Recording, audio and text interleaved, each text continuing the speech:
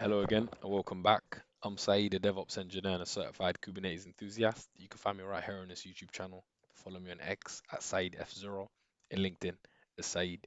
All of the links will be down below. So question two is another question around network policies. Again, I'll let you guys pause the video and read the question. Cool. Hopefully you've read that. And yeah, this is another question again on network policies. So what we'll go ahead and do is we're gonna go and open up network policies, if I could spell it right, on in the documentation. We'll get that boilerplate template again, boilerplate YAML file 2 underscore netpol dot YAML, and we'll just paste that in there.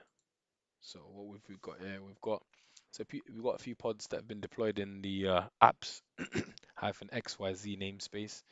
Uh, there's a pod called Redis backend, similar to the previous question, which serves as the backend for the apps, app 1 and app 2. The pod called app 3, on the other hand, does not need access to the Redis backend pod. So it's telling us to create a network policy called allow app 1 and app 2. So let's start with that.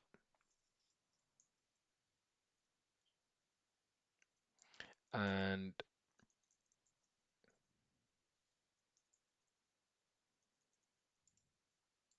it needs to, yeah, allow incoming traffic from app 1 and app 2 to the Redis pod. Cool. And this is sitting in this namespace right here.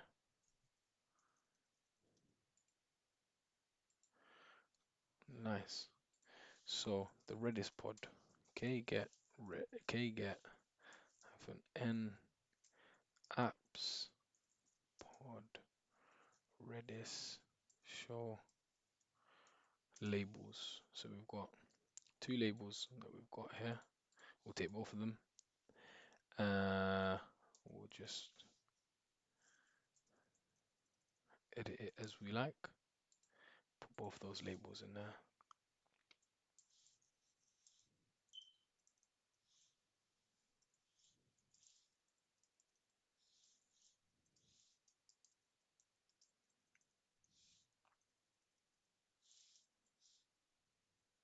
Cool. So we're allowing access here, ingress allow. So we're going to remove that egress again.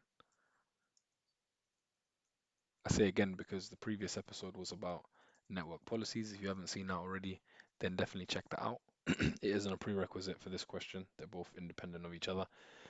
And we're going to remove the IP because we know that we need to allow ingress to pods, not IPs. So we'll remove the ingress here as well. So we're left with two rules. We're going to remove or change it from namespace selector and instead have another pod selector, and we need to find the labels for app 1 and app 2.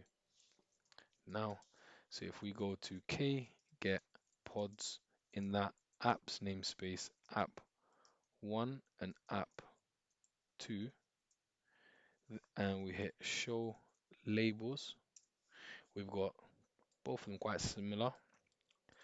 They have name equals app 1, name equals app 2, and they're both tier front end, which is cool. It makes it kind of easier for us as well, actually, because we could just we'll copy it in here like that. We'll paste that there.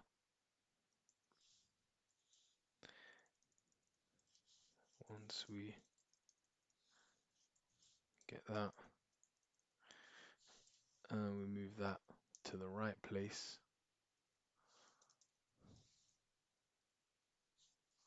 we'll just copy that there like that.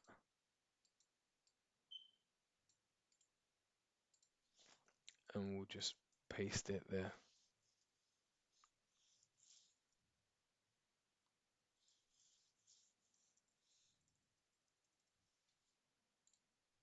Just like that.